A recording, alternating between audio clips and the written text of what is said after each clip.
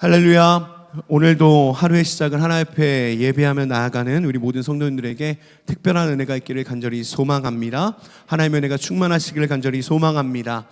여러분, 성도라는 말을 직역하면 거룩한 물이라는 뜻을 가지고 있습니다. 거룩하다는 구별된다는 뜻이지만 저는 이 말을 우리 중등부 아이들에게 설명할 때 이렇게 설명합니다. 다른 삶을 살아가는 것이다. 구별되었다라는 것은 다른 삶을 살아간다는 것입니다. 그렇습니다. 우리는 거룩한 하나님의 백성으로 부름받았다면 우리의 삶이 세상과 달라야 될 줄 믿습니다. 그래서 베드로는 이 성도의 정체성에 대해서 이렇게 말합니다. 너희는 택하신 족속이요 왕같은 제사장이며 거룩한 나라요 하나님의 소유된 백성이다, 이렇게 말씀합니다.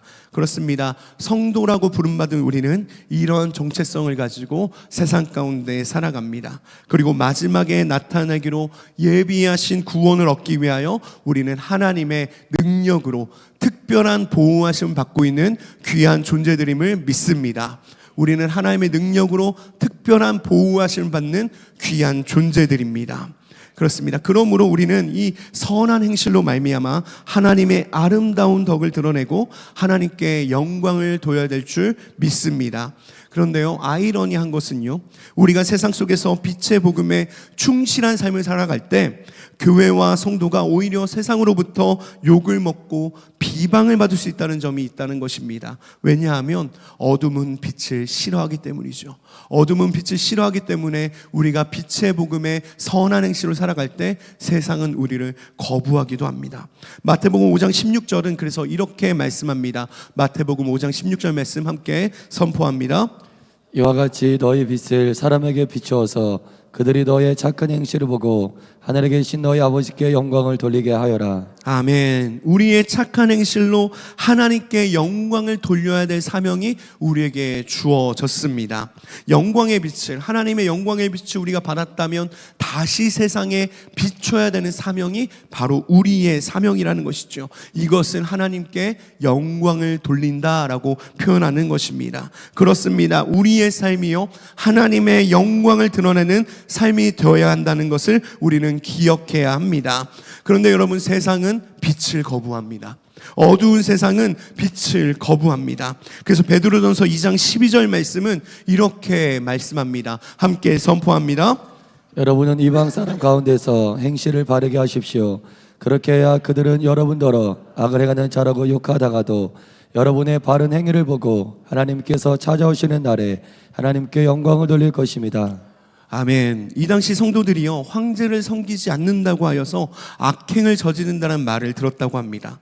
그러나 성도의 선한 행실로 말미암아 마지막에 얻어질 구원이 이루어지는 날 하나님께 영광을 돌리게 될 줄 믿습니다.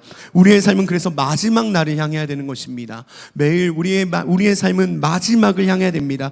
끝을 알기에 잠시 있다 사라지는 세상의 방법으로 우리는 대하면 안 된다라는 것이죠. 세상은 어둠을 싫어하기에 때론 부당한 일을 우리는 당하기도 하고요, 억울한 일을 당하기도 할 것입니다. 그렇기에 그렇게 여기지 말고 우리는 더욱 선행에 힘써서 세상의 비방을 잠재워야 한다는 것이죠. 우리의 선한 행실을 보고 주님이 오시는 날에 영광을 돌리게 하기 위하여 우리에게 선행의 가이드라인이 이 베드로전서에 주어졌습니다. 선행의 가이드라인을 따라서 선행의 구체적인 내용이 이 베드로전서에 제시되고 있다는 것이죠. 인간의 모든 제도를 주를 위하여 순종하라는 말씀, 사환, 몸종들이 주인들에게 순종하라는 말씀, 아내가 믿지 않는 남편에게 순종하라는 말씀, 남편이 지식을 따라 아내와 동거하라는 말씀이 다 여기에 해당된다는 것입니다. 이것이 성도의 선행인데 모두 억울하고 부당하게 여겨질 수 있는 상황을 하나님을 경외함으로 삼고 그리스도의 고난을 바라보면서 따라갈 때만 이룰 수 있는 내용들이라는 것이죠. 그렇습니다. 지금까지 베드로는요, 교회로 살아가는 성도들이 어떻게 세상을 살아가야 하는지를 말하고 있다는 것입니다. 교회는 우리가 어떻게 세상을 살아가야 되는지 베드로는 계속해서 말하고 있는 것이죠. 그렇습니다. 예수님을 믿는 우리가 교회인 줄 믿습니다. 교회는요, 썩지 않고 더럽지 않고 사라지지 않는 유산을 받아서 그 영광스러운 영광스러운 소망을 향하여 나그네와 거류민의 마음을 가지고 달려가는 이 사람들의 모임입니다. 교회는 썩지 않고 더럽지 않고 사라지지 않는 유산을 받아서 그 영광스러운 소망을 향하여 나그네와 거류민의 마음을 가지고 달려가는 사람들의 모임이라고 베드로는 말합니다. 문제는 그렇게 가는 믿음의 길 한복판에서 원치 않는 악을 만나는 데 있다는 것이에요. 피할 수 없는 어려움과 고난을 만날 수밖에 없다는 것이죠. 이것이 고난과 환난으로 우리에게 다가온다는 것입니다. 불의한 세속의 정권이 주도하는 악을 대하기도 하고요, 때로는 선하고 관용하는 주인이 아니라 악하고 까다로운 주인을 만나기도 한다는 것입니다. 믿지 않는 남편, 핍박하는 남편을 때로 만나기도 하고요, 기도를 막히게 하는 아내를 만나기도 한다는 것이에요. 왜 이런 일이 생길까요? 왜 이런 일이 생길까요? 우리에게 믿음이 없어서도 아니고 하나님이 나를 돌보시지 않아서도 아니라는 것입니다. 피하면 좋겠지만 피할 길이 없다라는 것입니다. 피할 수 있는 것도 아니라는 것이죠. 믿음이라는 것은요, 어려움을 피해가는 것이 아니라, 믿음이란 어려움을 피해가는 것이 아니라 하나님과 함께 그것을 뚫고 가는 것인 줄 믿습니다. 이러한 어려움을 만나는 이유는요, 교회의 본질 자체가 그들 속에서 악을 악으로 갚지 않고 그 부당함과 억울함을 참고 견디면서 하나님의 은혜와 생명을 드러내도록 부름받았기 때문입니다. 우리는 그런 부름을 받은 하나님의 백성들인 줄 믿습니다.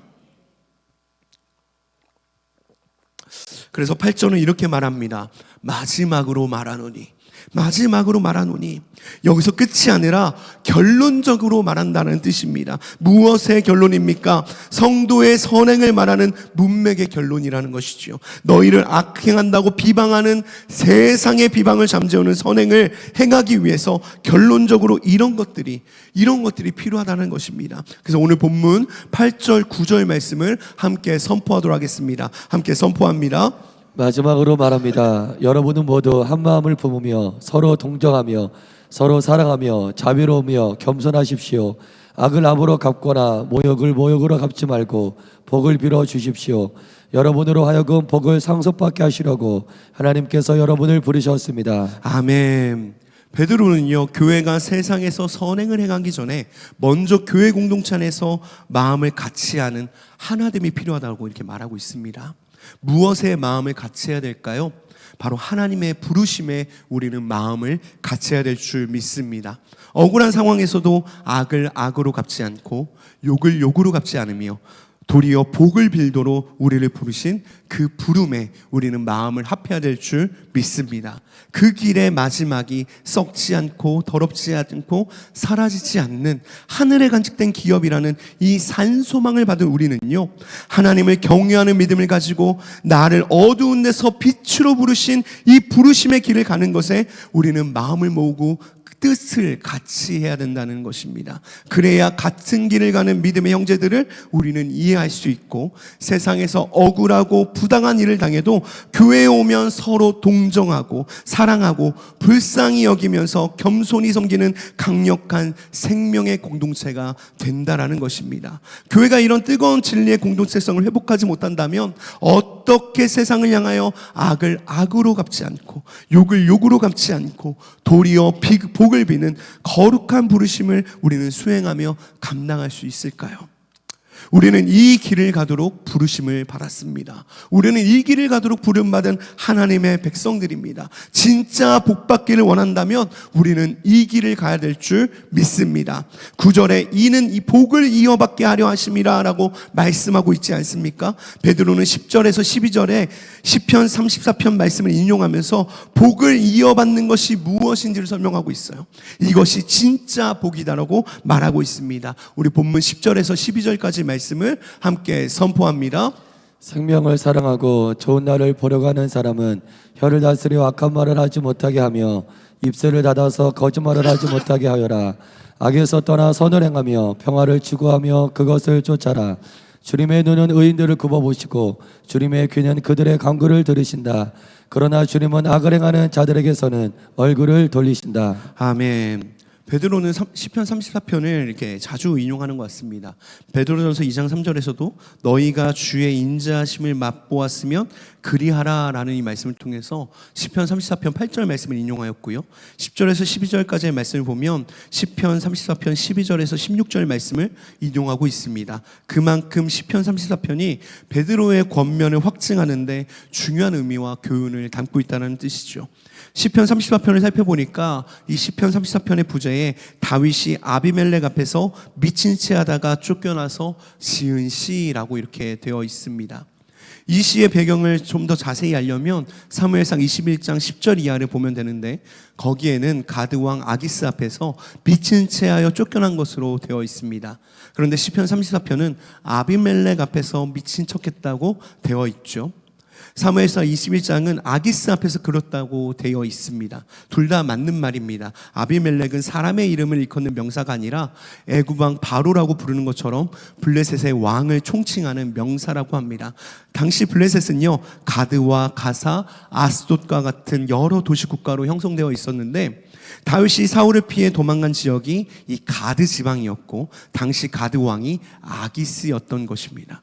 그것을 시편 34편은 블레셋 왕을 총칭하는 아비멜렉이라는 표현으로 썼던 것입니다. 그래서 사무엘상 21장은 가드 왕인 아기스로 기록한 것입니다. 우리 다윗의 이야기로 함께 한번 잠깐 가볼까요? 다윗은 사울을 피해서 블레셋의 가드까지 도망갔습니다. 그러나 가드 사람들이 골리앗을 죽였던 다윗을 알아보고는 아비멜렉 앞으로 데려갔습니다. 죽음을 눈앞에 둔 위기 상황입니다. 그러한 절체절명의 상황에서 다윗은 순간의 기지로 미친 채 하여 노임을 받고 겨우 살아나옵니다. 겨우 살아나왔습니다. 그리고 그 모든 과정에서 맛본 여호와의 선하심을 노래로 지어서 이스라엘에게 가르치고 부르게 한 것이 바로 시편 34편의 말씀이라는 것이죠.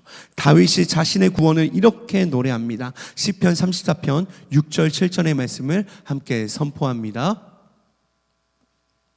네, 제가 읽겠습니다. 이 비천한 몸도 부르짖었더니 주님께서 들으시고 온갖 재난에서 구원해 주셨다. 주님의 천사가 주님을 경외하는 사람을 둘러 진치고 그들을 건져 주신다라고 이렇게 표현합니다. 다윗은 자신이 미친 채 하고 살아나온 것을 하나님께서 환난에서 구원하신 것으로, 여호와가 천사를 보내 여호와를 경외하는 자신을 둘러 진치고 건지신 것이라고 이렇게 고백하고 있죠. 그래서 시편 34편 8절에도 이렇게 고백합니다. 함께 선포합니다. 시작. 너희는 주님의 신실하심을 깨달아라. 주님을 피난처로 삼는 사람은 큰 복을 받는다. 그렇습니다. 무슨 말입니까? 여호와께 피하는 것이 곧 그를 경외하는 것이다. 여호와께 피하는 것이 곧 그를 경외하는 것이고, 그런 자가 절체절명의 상황에서도 여호와의 선하심을 맛보게 될 것이다 라고 다윗은 말하고 있습니다. 그래서 시편 34편 11절부터 다윗은 여호와를 경외하는 법을 가르칩니다. 시편 34편 11절 말씀을 함께 선포합니다. 너희 자녀들아 와서 내 말을 들으라. 내가 여호와를 경외하는 법을 너에게 가르치리로다. 아멘. 그리고 오늘 본문 8절에서 12절, 베드로전서 3장 8절에서 12절 말씀에서 베드로가 인용한 시편 34편 12절에서 16절 내용이 이어지는 것이에요. 우리 시편 34편 12절에서 16절까지 말씀을 함께 선포합니다. 인생을 즐겁게 지내고자 하는 사람, 그 사람은 누구냐? 좋은 일을 보면서 오래 살고 싶은 사람, 그 사람은 또 누구냐? 내 혀로 악한 말을 하지 말며 내 입술로 거짓말을 하지 말아라. 악한 일은 피하고 선한 일만 하여라. 평화를 찾기까지 있는 힘을 다하여라. 주님의 눈은 의로운 사람을 살피시며 주님의 귀는 그들이 부르짖는 소리를 들으신다. 주님의 얼굴은 악한 일을 하는 자를 노려보시며 그들에 대한 기억을 이 땅에서 지워버리신다. 아멘. 베드로가 왜 이 부분을 인용했을까요? 지금 그는 억울하고 부당한 상황에 있어도 하나님을 생각하면서 악을 악으로 갚지 않고 도리어 복을 비는 것이 이 성도의 선행이며, 그것이야말로 진짜 복을 이어받는 길이라는 것을 말하는 것입니다. 그리고 그것을 확증하기 위해서 시편 34편에 나오는 다윗의 예를 들고 있다는 것이죠. 다윗이 어떤 사람입니까?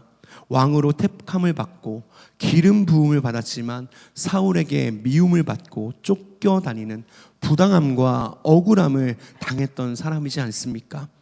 그런데 그렇게 억울하게 쫓겨다니는 상황에서도 악을 악으로 갚지 않고 욕을 욕으로 갚지 않으며 도리어 사울을 위하여 복을 비는 선행을 했던 사람이 바로 다윗이었다는 것입니다.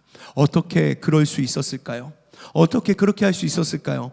하나님께 소망을 두었던 우리 베드로서 3장 초반부에 등장했던 이 거룩한 여인들이 그랬던 것처럼 여호와께 피했기 때문인 줄 믿습니다. 다윗이 여호와께 피했기 때문에 그런 복을 이어갈 수 있었다는 것이죠. 사랑하는 성도 여러분, 우리는 억울한 일을 당할 때, 부당한 일을 당할 때 우리는 어떻게 반응할까요?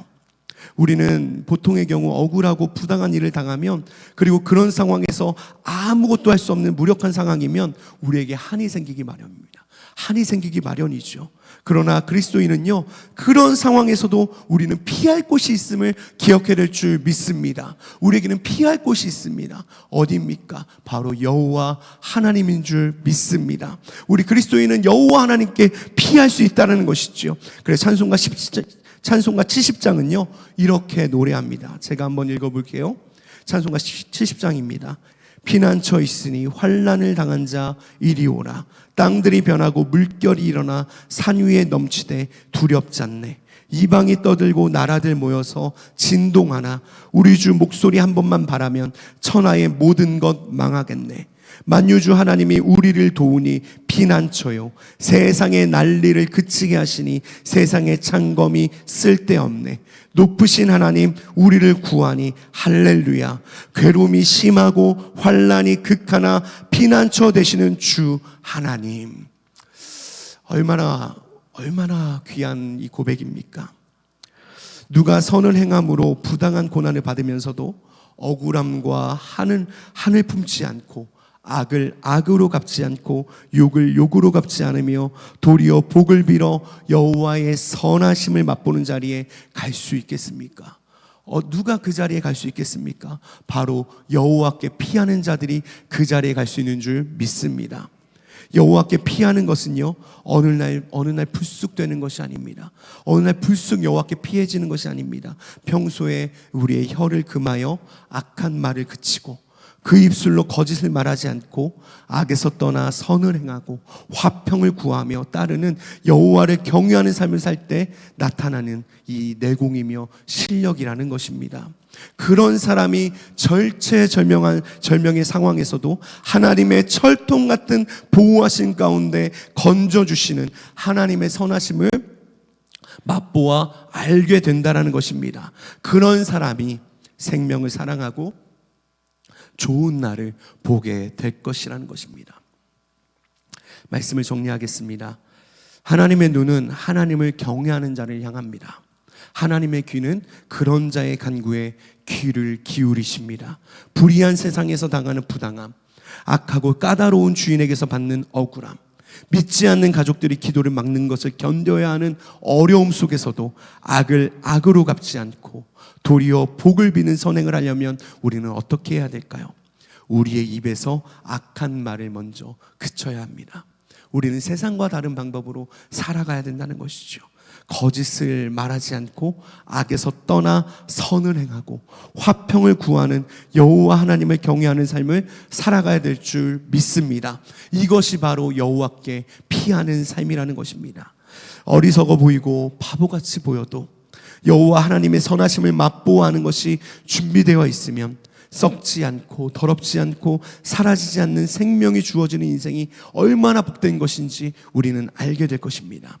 이 믿음의 길을 갈 수 있도록 하나님의 말씀과 가르침에 우리는 청종해야 됩니다. 마음을 같이 해야 된다는 것이죠. 우리가 무엇에 부름받았는지를 우리는 기억해야 된다는 것입니다. 그렇게 같은 믿음의 길을 가면서 서로를 이해하고 동정하고 사랑하며 불쌍히 여기며 겸손하게 섬기면서 우리에게 주어진 이 성도의 선행을 감당하는 은혜가 우리 모두에게 있기를 간절히 소망합니다. 여러분, 바보라는 말의 뜻을 아십니까? 바보라는 말의 뜻, 우리 모두 잘 알고 있지만 제가 사전에서 찾아봤습니다. 사전에서는 이렇게 말하고 있더라고요. 어리석고 멍청하거나 못난 사람을 욕하거나 비난하여 이르는 말이다. 어찌 보면 세상 사람들은 이 크리스천들을 바보라고 말할지 모르겠습니다. 받은 대로 돌려주는 삶이 아니죠. 이것부터 우리는 다르게 살아가는 삶입니다. 세상은 이긴 사람이 모든 것을 가져가고 주는 만큼 돌려받는 이 기브 앤 테이크의 방식이라면 거룩한 무리인 우리는요, 바보와 같이 살아가야 될지도 모르겠습니다. 어리석다 말해도 하나님 아래에 피하는 삶이 가장 복된 삶이기 때문이지요. 이 땅에서 억울하더라도요, 우리는 끝을 알고 있는 하나님의 사람들이기에, 우리는 끝을 알고 있는 하나님의 사람들이기에 우리는 그 끝을 바라보며 하루하루 나아가야 될 줄 믿습니다. 누가 남을 위해 자신의 생명을 줄 수 있습니까? 누가 남을 위해 자신의 생명을 줄 수 있습니까? 예수님은요, 우리를 살리시기 위해 자신의 생명을 주셨습니다. 예수님 우리를 살리시기 위해 자신의 생명을 우리에게 주셨습니다. 그렇다면 우리가 거룩한 무리인 성도라면, 예수님의 제자라고 우리가 말한다면 앞서 그 길을 걸어가는 예수님을 따라가는 우리의 삶이 되어야 될 줄 믿습니다. 그 예수님, 우리보다 앞서가신 그 예수님의 길을 따라가며 오늘 하루 악을 악으로 갚지 않고 욕을 욕으로 갚지 않으며, 때론 이 피할 수 없는 고난이 다가오더라도 피하는 것이 은혜가 아니라 하나님과 함께 그것을 뚫고 가는 것이 진짜 믿음이며 신앙임을, 그것을 기억하며 하나님 앞에 매일매일 귀한 고백으로 나아가는 우리 모든 한밭제일의 모든 성도님들이 되시기를 간절히 소망합니다. 함께 기도하겠습니다. 하나님 감사합니다. 오늘도 하루의 시작을 예배로 시작하게 하심에 감사합니다. 하나님, 우리는 하나님의 능력으로 철통 같은 보호하심을 입은 하나님의 백성들임을 믿습니다. 세상 속에서 억울하고 부당한 일을 당할지라도 썩지 않고 더럽지 않고 사라지지 않는 영원한 생명을 얻은 삶임을 주님 기억하게 하여 주옵소서. 세상 속에 나의 가치가 있는 것이 아니라 하나님께 우의 삶의 가치가 있음을 고백하게 하여 주옵소서. 하나님께 피하는 자가 복된 자임을 기억하게 하시고 악을 악으로 갚지 않도록 우리의 마음과 입술을 지켜 주옵소서. 오늘도 하나님이 기뻐하시는 삶을 살아가는 믿음의 자녀들이 되기를 원합니다. 주님 은혜를 부어주사 하늘의 유업을 잇는 자의 삶을 살아가게 하여 주옵소서. 이 모든 말씀 우리를 구원하신 예수 그리스도의 이름으로 기도합니다. 아멘.